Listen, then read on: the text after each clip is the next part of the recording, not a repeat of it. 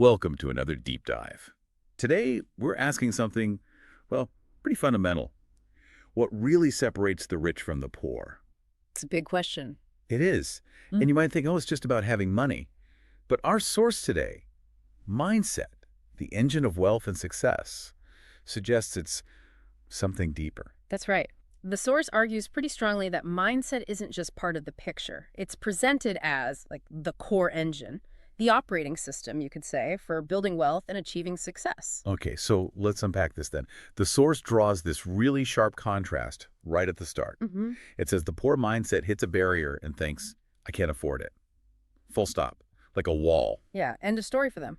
But the rich mindset, it sees the same situation and asks, okay, how can I make this happen? Sees a door, maybe, or a Right. puzzle. Exactly. And that subtle shift in questioning, it changes everything that follows, doesn't it? It seems so. What's fascinating is how this plays out with challenges. The source points out the poor mindset often avoids failure at all costs. Stay safe in the comfort zone. Right? And sometimes spends money to look rich, like the newest phone, fancy clothes, often financed by debt, not actual wealth. It's about external appearances. Yeah, chasing status instead of building substance, which contrasts completely with the rich mindset, right?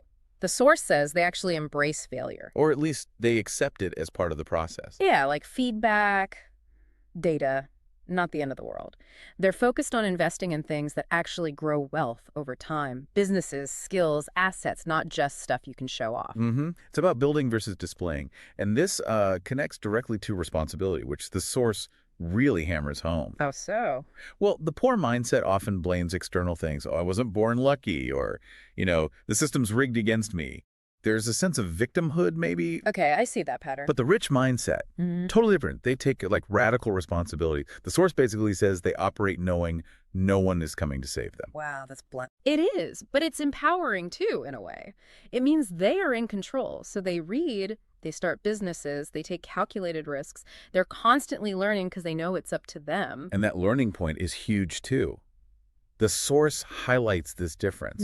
The poor mindset might encounter information and think, yeah, I already know this. Right. Shuts the door. Exactly.